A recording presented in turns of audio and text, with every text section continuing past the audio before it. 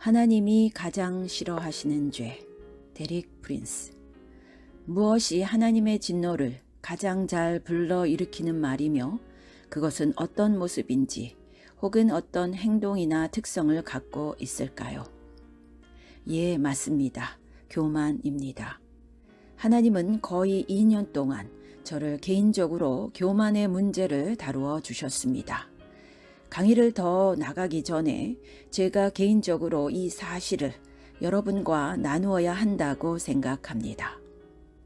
1990년 11월에 아내 룻과 저는 6개월 동안 하와이에서 안식년을 가졌습니다. 우리는 거기 가서 특별히 우리 장래 계획에 관해 주님의 뜻을 구했어요. 우리는 훌륭한 쉼의 기간을 가질 것으로 예상했었죠. 아름다운 환경에서 성경을 읽고 기도도 드리고 다른 크리스천들과 교제도 가질 것을 예상했었죠. 그런데 실제로는 전혀 우리 예상대로 진행되지 않았습니다. 몇 가지 이유로 그 기간은 극도로 힘든 기간이 되고 말았어요. 저는 거의 죽을 정도로 아주 심하게 아팠어요. 아내는 기력이 완전히 쇠한 남편을 돌보느라 늘 곁에 지키고 있어야 했죠. 그런 일을 통해 하나님께서는 끈질기게 저희 부부를 다루셨습니다. 그런데 그 6개월 동안 사실 우리는 그 안식년을 연장했어야 했는데 왜냐하면 그 6개월 끝에도 우리는 응답을 받지 못했기 때문이었죠. 하나님은 주저없이 가차없이 우리를 다루셨습니다. 그분은 언제나 친절하시고 인내하시고 결코 정죄하지 않으시지만 그분께서는 우리 삶에서 한 가지씩 차례로 벌거벗겨서 드러내셨습니다. 그분은 우리가 그런 점들이 변화되기를 강력히 바라셨죠. 하나님은 우리 삶의 모든 것들을 다 다루셨어요. 그 중에 모든 것들에서 가장 중심적인 것은 우리의 교만이었습니다. 아시다시피 교만을 다루는 데는 너무 다양한 여러 방식이 있습니다. 제가 제 경험을 통해 여러분이 배울 수 있는 한 가지 좋은 방법을 말씀드릴게요. 그것은 우리 죄를 자백하는 것입니다. 그것은 구닥다리 옛 방식 같아요. 그래서 오늘날의 교회는 죄를 자백하지 않습니다. 그렇지만 성경은 너희 죄를 서로 고백하고 병이 낫기를 위하여 서로 기도하라고 하셨어요. 너희 죄를 서로 고하라. 이렇게 자기 죄를 고백하는 사람들에게 교만이 머물러 있기란 아주 힘듭니다. 여러분이 자기 죄들을 서로 고백할 때 말입니다. 여러분도 죄와 허물을 고백을 한번 해보세요. 제가 추천드립니다. 특별히 남편은 자기 죄들을 아내에게 고백하십시오. 그런데 남편이 집에서 가장 하기를 원치 않는 한 가지가 있다면 바로 고백입니다. 저는 제 허물들을 고백할 수 있는 아내를 갖고 있어서 참 기쁩니다. 아내는 인내하며 제 허물들을 다 들어주는 것을 제가 기쁘게 여깁니다. 그녀도 역시 자기 잘못들을 제게 고백했죠. 제가 지금 말씀드리는 것은 제가 이전에 가졌던 것과는 완전히 다른 교만에 대한 견해를 가지게 되었다는 것입니다. 이것이 제가 두려워하는 한 가지입니다. 그것은 교만해지는 것입니다. 제가 교만을 극복했다고 주장하는 것이 아닙니다. 제가 크리스천들을 볼 때, 특별히 교만을 드러내는 사역자들을 볼 때 저는 떨립니다. 정말 벌벌 떨립니다. 교만이 오늘날의 교회에서 보입니다. 여러분은 거기서 멀리 떠나십시오.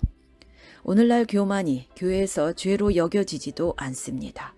사실 이것은 어떤 탁월성을 추구하는 것처럼 좋게 여겨집니다. 여러분은 그러지 마십시오. 아시다시피 사람들은 교만은 넘어짐의 선봉이다 라고 말합니다. Pride goes before the fall. 이것은 올바른 인용이 아닙니다. 올바른 인용은 교만은 파멸의 선봉이다 입니다. Pride goes before destruction. 이어서 거만한 마음은 넘어짐의 앞잡이라고 나오죠. 저는 파멸로 마치고 싶지 않습니다. 저는 여러분께 개인적인 경험에서 말씀드리고 있습니다. 여러분, 제가 그것, 교만의 문제를 극복했다고 생각하지는 마십시오. 제가 말씀드리는 것은 제가 1년 반이나 2년 전보다는 완전히 다른 사람이 되었다는 것입니다. 저는 계속해서 놀라움을 금치 못하는 것은 하나님은 제게 매우 인내해 오셨다는 점입니다. 저는 실제로 놀란 것은 그분은 제 속에 여러 가지 것들을 오랫동안 참아오셨습니다. 저는 결코 간음, 부도덕, 음란, 술취함, 헌금 전용의 죄를 짓지 않았지만 사람들이 거론하는 바에 사역자의 죄들은 짓지 않았지만 교만은 거기에 포함되지 않았었어요. 저는 하나님이 이것을 지금 여러분께 말하길 원하신다고 느낍니다. 하나님이 제게 확신시켜 주신 또 한 가지 제 잘못은 세속성, 카널리티, 즉 육적인 본성입니다. 제가 거기서 아파 누워 있으면서 제가 스스로 생각해 보았어요. 지난 50년간 치유를 선포했던 내가 여기 아파서 누워 있다. 나는 너무나 많은 사람들이 치유받는 것을 목격했다. 나는 성경이 말씀하신 대로 그가 채찍에 맞음으로 우리가 나음을 얻었도다를 믿는다. 제 문제는 제가 죽는다는 두려움이 아니었습니다. 제 문제는 이해적 측면의 것이었습니다. 나의 현재 질병 상태를 내가 어떻게 성경의 믿음과 연결시킬 수 있느냐는 문제였습니다.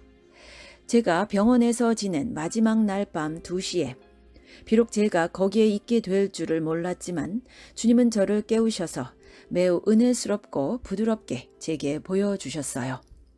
주님은 얼마나 세속성, 커널리티를 싫어하시는지요.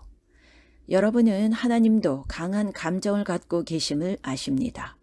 하나님은 사랑도 하시고 미워도 하심을 아십니다. 그분은 말라기에서 말씀하시길 내가 야곱은 사랑하였으나 에서는 미워하였다. 에서는 성경에 나오는 대표적인 세속적인 사람입니다. 하나님은 이 세속성을 절대 싫어하신다고 제게 보여주셨어요. 하나님은 나는 너를 향해 미움이 가득하다고 말씀하지 않으셨어요. 그분은 제게 대한 당신의 사랑을 재확인해 주셨어요. 그러면서 그분은 제 과거의 어떠한 장면들을 보여주셨어요. 어떤 장면들은 식당에서의 모습인데 제가 보게 하셨어요. 아마 너무 외식 즐기는 세속성, 즉 육적인 본성을 보여주신 듯합니다. 제가 이제껏 눈으로 지켜봐 왔던 바, 이것이 제가 내리는 세속적 욕망, 카널리티의 정의입니다.